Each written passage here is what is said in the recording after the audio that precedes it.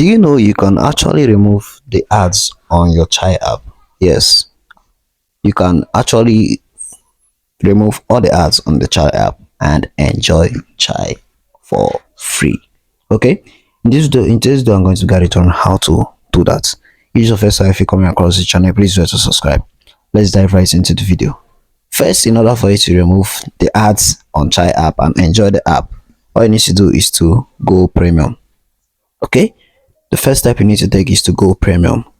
Second step you need to take is to go to your settings, and on your settings you need to click on more connections. Okay, so on the more connections here you need to um private DNS. Okay, and click on private DNS host name.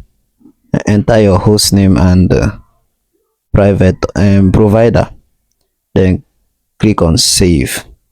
So once you have done that, you are going to enjoy chai app for free. You're not going to be watching ads any longer and enjoy the app. If you enjoyed this video, you're going to rate this video, please try to subscribe. Let me in the comment section if you can find anything difficult on chai app. I won't hesitate to give you guys feedback. See you in the next one. Don't forget to subscribe. Bye.